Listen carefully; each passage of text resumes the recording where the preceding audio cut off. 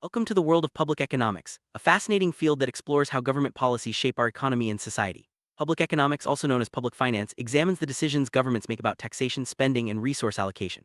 It's not just about numbers, it's about balancing efficiency and fairness, ensuring that resources are used wisely and addressing the needs of all citizens. By understanding public economics, we gain insight into how governments strive to achieve economic growth, stability, and social justice. Let's begin our journey by exploring the foundational concepts and why this subject is crucial for every modern nation. Public economics is the study of government policy through the lens of economic efficiency and equity. According to Prof. Finley Shiras, it's about understanding the principles behind how public authorities raise and spend funds. Prof. Dalton adds that public finance sits at the intersection of economics and politics, focusing on the income and expenditure of public authorities and how they balance these two sides. This blend of disciplines makes public economics a unique and essential area of study, guiding policymakers in their quest to serve the public good. Scope of public economics is broad and multidisciplinary. It combines economics, political science, and public administration to guide decisions on taxation, public spending, debt management, and fiscal policies. Theories and principles from this field help policymakers achieve economic and social goals, such as growth, stability, and equity. Public economics covers everything from how governments collect revenue to how they manage public debt and design fiscal policies that impact every citizen's daily life. Public finance, a core part of public economics, includes several key components. These are public revenue, public expenditure, public debt, fiscal policy, public financial management, and redistribution and equity. Each component plays a vital role in how governments function. For example, public revenue focuses on how governments generate income, while public expenditure looks at how they spend it. Together, these elements form the backbone of government operations and influence the well-being of society. Public revenue refers to the income that governments collect to finance their activities. This includes various forms of taxation, such as income tax, corporate tax, and sales tax, as well as non-tax revenues like fees, fines, and licenses. Governments may also borrow money by issuing securities. Understanding public revenue is crucial because it determines the resources available for public services and development projects. Efficient revenue collection ensures that governments can meet the needs of their citizens without creating excessive burdens. Public expenditure is all about how governments spend their money. This includes investments in infrastructure, education, healthcare, defense, and social welfare programs. The goal is to address market failures, promote public goods, and provide essential services to citizens. By analyzing spending patterns, public finance helps ensure that resources are allocated efficiently and that government priorities align with the needs of society. Effective public expenditure can drive economic growth and improve quality of life. Government revenue falls short of expenditure, borrowing becomes necessary. Public debt involves raising funds through bonds, treasury bills, or loans from domestic and international sources. Managing public debt is a delicate balance. Governments must ensure that debt levels remain sustainable, interest costs are controlled, and risks are minimized. Effective debt management supports economic stability and prevents financial crises, making it a critical aspect of public finance. Fiscal policy refers to government decisions about taxation, spending, and borrowing to influence economic activity. It's a powerful tool for stabilizing the economy, promoting growth, and achieving policy objectives. By adjusting fiscal policy, governments can respond to inflation, unemployment, and other economic challenges. The right mix of policies helps maintain a balance between economic growth, price stability, and fiscal sustainability, ensuring long-term prosperity. Public financial management covers the systems and processes for budgeting, financial planning, accounting, and auditing within the government. Good financial management ensures transparency, accountability, and efficient use of public resources. It's about making sure every dollar is spent wisely and that the public can trust how their money is being managed. Strong financial management builds confidence in government and supports effective public service delivery. One of the key goals of public finance is to promote equity and social justice. Redistribution involves designing fiscal policies and public expenditure programs that reduce income inequality and improve the well-being of disadvantaged groups. This can include progressive taxation, social welfare programs, and targeted subsidies. By addressing disparities, public finance helps create a more inclusive and fair society, where everyone has the opportunity to thrive. Subject matter of public economics can be divided into 5 main categories: public revenue, public expenditure, public debt, financial administration, and economic stabilization and growth. Each area addresses a different aspect of how governments manage resources and influence the economy. By studying these categories, we gain a comprehensive understanding of the challenges and opportunities faced by public authorities in achieving national goals. Public revenue is the income that governments collect from various sources. This includes taxes, fees, fines, and borrowing. The study of public revenue looks at how these funds are raised, the principles behind taxation, and how the tax burden is shared among different groups in society. Understanding public revenue is essential for designing fair and effective tax systems that support government operations and public services. Public expenditure focuses on how government funds are allocated and spent. It examines the principles that guide spending decisions, the classification of expenditures, and the policies that support a welfare state. By analyzing public expenditure, we can assess whether resources are being used effectively to meet the needs of society and promote economic development. Public debt examines the methods and principles behind government borrowing. It looks at how debts are raised, the economic effects of borrowing, and the strategies for repayment and management. Effective public debt management is crucial for maintaining financial stability and ensuring that future generations are not burdened by excessive debt. Financial administration deals with the mechanisms for preparing budgets, managing finances, and organizing the financial functions of the state. It covers everything from budget preparation to war finance and development finance. Good financial administration ensures that government finances are organized, transparent, and effectively managed for the benefit of all citizens.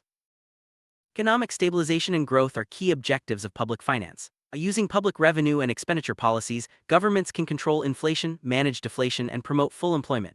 These policies also aim to ensure the equitable distribution of income and the optimal use of resources, supporting long-term economic growth and stability.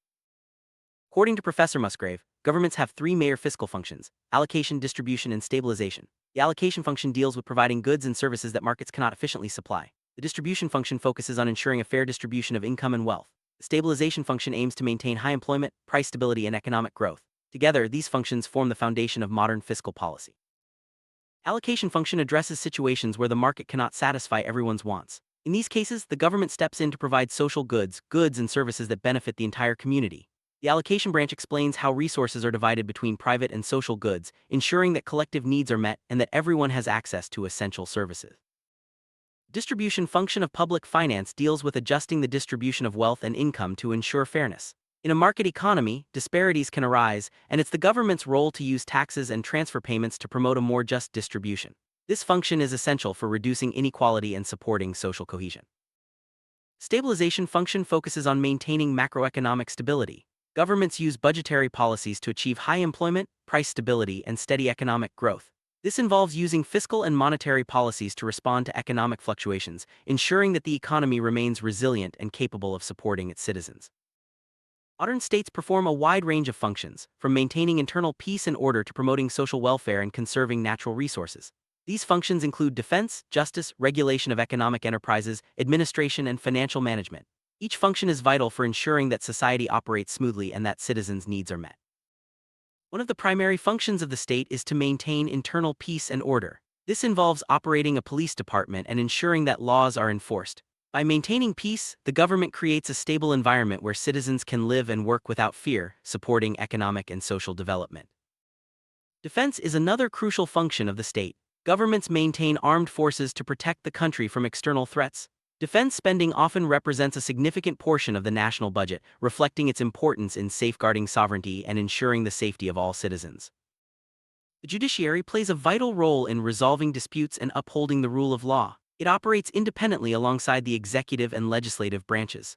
Justice is a major area of government expenditure, ensuring that everyone has access to fair and impartial legal processes. Governments regulate and control economic enterprises to ensure fair practices and protect public interests. This includes overseeing coinage, weights and measures, and state ownership of certain industries. Regulation helps maintain market integrity and supports economic stability. Promoting social welfare is a key government responsibility. This includes providing education, health services, social relief, and insurance. By investing in social welfare, governments support the well-being and advancement of their citizens, fostering a more equitable and prosperous society.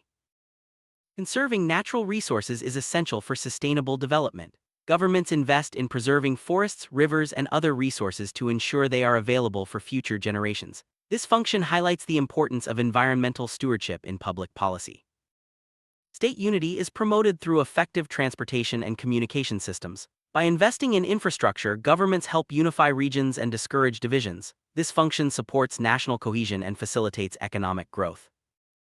Administration is a complex and vital government function. It involves establishing departments, appointing officials, and managing day-to-day operations. Effective administration ensures that laws are enforced, services are delivered, and foreign relations are maintained.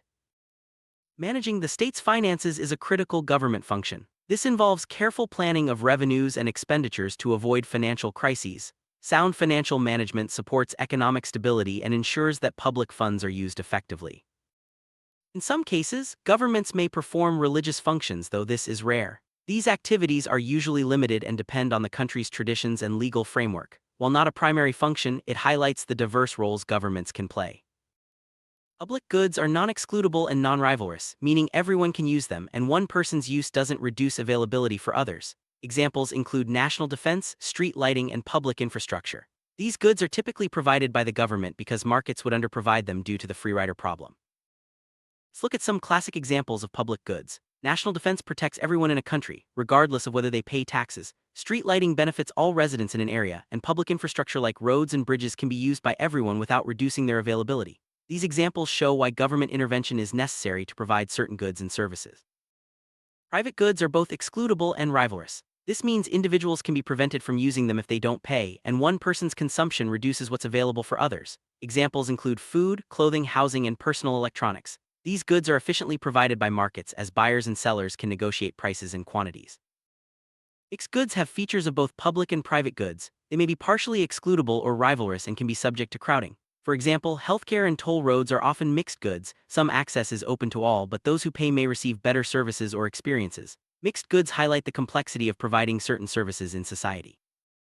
Errant goods are those that the government believes people will underconsume if left to the market. They have positive externalities benefiting both individuals and society. Education, healthcare, and public transportation are classic examples. Governments often subsidize or provide these goods to ensure they are consumed in sufficient quantities, supporting overall societal well-being. Social goods, also known as public goods, are non-excludable and non-rivalrous. They are available to everyone, and one person's use doesn't reduce their availability. Examples include clean air, public parks, and national defense. These goods are often provided by governments to overcome the free rider problem and ensure everyone benefits.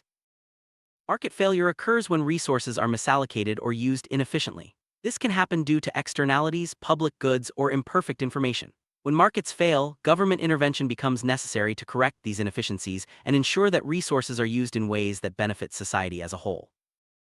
Externalities occur when one person's actions impose costs or benefits on others. Positive externalities provide benefits like gardens or research, while negative externalities impose costs such as pollution or noise. Externalities often lead to market failure as the true costs or benefits are not reflected in market prices, requiring government intervention.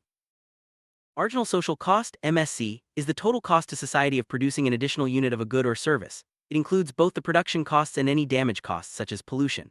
Understanding MSC helps policymakers design pricing strategies that reflect the true costs of production, encouraging more sustainable and responsible economic activity. Negative externalities in production occur when the process of making a product imposes additional costs on society, such as pollution. For example, a factory that pollutes a river increases the marginal damage cost for everyone. Addressing these externalities often requires government intervention through taxes, regulations, or other measures to ensure that producers account for the full social cost of their activities. Positive externalities in production occur when a producer's actions benefit others, such as research that leads to new technologies. These benefits are not always reflected in market prices, so governments may provide subsidies or other incentives to encourage activities that generate positive externalities, supporting innovation and societal progress. There are several approaches to solving externality problems: government-imposed taxes and subsidies, private bargaining, legal rules, auctioning rights, and direct regulation. Each method has its strengths and is chosen based on the specific context and type of externality. The goal is always to align private incentives with the broader interests of society.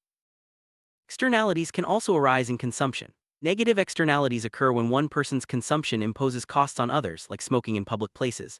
Positive externalities happen when consumption benefits others, such as vaccinations that reduce disease spread. Addressing these externalities ensures that individual choices align with the public good.